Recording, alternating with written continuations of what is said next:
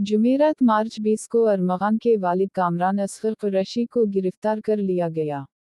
Anti violent crime seal ने जुमेरात को कामरान को इसकी रिहाइशगाह वाक़ई डिफेंस से गिरफ्तार कर लिया। रेड के दौरान मुलजिमान के कब्जे से 200 ग्राम क्रिस्टल मथ यानी आइस बरामद की।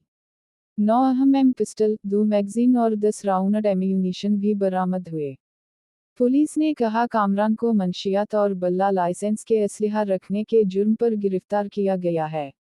अरमगान को 8 फरवरी को मुस्तफ़ा आमिर को कत्ल करने के जुर्म पर गिरफ्तार किया गया था।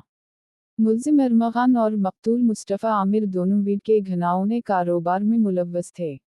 अरमगान की गिरफ्तारी के बाद कामरान कुरैशी ने न सिर्फ अदालतों में शोर शराबा किया, बल्कि पुलिस पर बेबुनियाद इल्ज़ामात लगाए। इसके बावजूद पुलिस ने तहम्मुल का मुजाहिरा किया।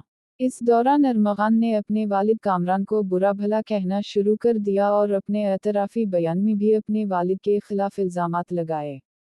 मजिस्ट्रेट के सामने अरमगान के एतराफ़ी बयान के बाद पुलिस के पास कामरान कुरैशी को गिरफ्तार करने का माकूल कानूनी जुवाज़ था। सूरत हाल उस वक्त तब्दील होना शुरू हुई जब अरमगान ने बयान दिया कि मुस्तफ़ा को कत्ल करने के बाद इस बे सबसे पहले अपने वालिद कामरान कुरैशी को इत्तला दी थी, जिसने उसे फरार होने का कहा। अरमगान इसकरदू फरार हो गया, मगर कराची वापस आने के बाद अरमगान अपने दोस्त शिराज के बयान पर गिरफ्तार किया गया। इन हालात में कानून का तकाजा था और अवाम का मुतालबा भी था कि कामरान कुरैशी को गिरफ्तार किया जाए।